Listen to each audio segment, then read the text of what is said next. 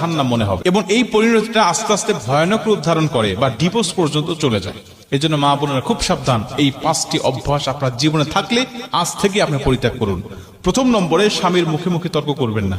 যেই স্ত্রী স্বামীর মুখে মুখে তর্ক করে, ও যদি বিশ্ব সুন্দরী হয়, ও যদি উচ্চ শিক্ষিত হয়, তারপরেও স্বামীর অন্তরে তার জন্য কোনো জায়গা থাকে না। মনে রাখবেন, কোনো পুরুষ মুখে মুখে তর্ক করা স্ত্রীকে মোটেও পছন্দ করে না। আর যদি কোনো স্ত্রী কালো হয়, কুচ্ছিত হয়, কিন্তু সে মুখে মুখে তর্ক করে না, স্বামী যেটা বলে সেটাই মেনে নেয়, স্বামীর আনুগত্য করে, ওই স্ত্রীর জায়গা স্বামীর কলিজার মধ্যে থাকে। এজন্য স্বামীর মুখে মুখে তর্ক করা, স্ত্রীর প্রতি স্বামীর আকর্ষণ কমে যায়, মহাব্বত কমে যায়, এটা করা যাবে না। দ্বিতীয় নম্বরে, স্বামী যেটা বলে জিদ করে তার অন্য কিছু করা, উল্টাটা করা। স্বামী বলেছে ডানে যেতে হবে, আপনি বলছেন না আমাকে বামে যেতে হবে। স্বামী বলছে বামে যেতে হবে, আপনি ডানে চলে গিয়েছেন। স্বামী একটা যুক্তি দিচ্ছে, আপনি তার যুক্তিটা অ্যাভয়েড করে নিজে আরেকটা যুক্তি দাঁড় করাচ্ছেন। এইরকম ভাবে বিভিন্ন স্ত্রী যারা আছেন, তাদের প্রতি স্বামীর মহব্বত আস্তে আস্তে কমতে থাকে, এটা করা যাবে না। 3 নম্বরে, স্বামীর পছন্দের মূল্যায়ন না করা। স্বামী যদি কোনো বিষয় পছন্দ করে, আপনি তার বিষয়ে কোনো মূল্যায়ন করলেন না। আপনার জন্য একটা পোশাক নিয়ে আসছে, সে পছন্দ করে, আপনি বলছেন ধুর কি পোশাক নিয়ে আসছো, এটা কি কোনো মানুষ পরে? আপনি এমনও কোনো স্ত্রী আছে যারা স্বামীর বিষয়ে পছন্দ করা বিষয়গুলো, একটা পোশাক নিয়ে আসছে, ও আরো ফেরত দিতে বাধ্য করেছে, না এটা ফেরত দাও, অন্য একটা বিষয় নিয়ে আসো, ওই কালার আমার পছন্দ, ওই কালারটা নিয়ে আসো। স্বামী জীবনে আর কোনোদিন তার জন্য পছন্দ করে কোনো পোশাক নিয়ে আসবে না, এবং তার প্রতি মহব্বত আস্তে আস্তে কমতে থাকবে।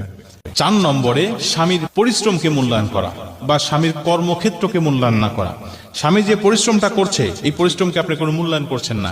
স্বামী যে কর্মক্ষেত্রে কর্ম করছে, বা আপনার যে ইনকাম সোর্স, হালাল রুজির যে মাধ্যমটা রয়েছে, এই মাধ্যমকে আপনি মোটেও মূল্যায়ন করছেন না।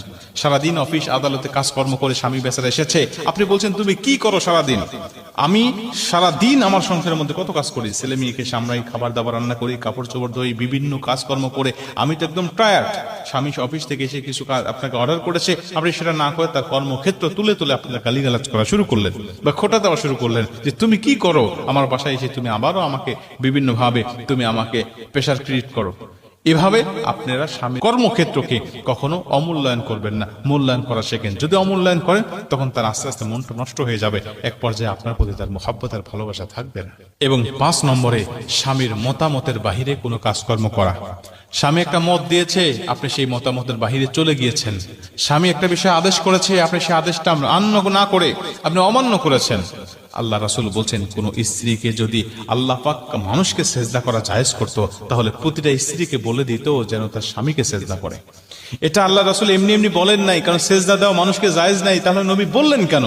বললেন শুধু একটা মাত্র কারণ, সেটা হলো স্বামীর হক, স্বামীর গুরুত্ব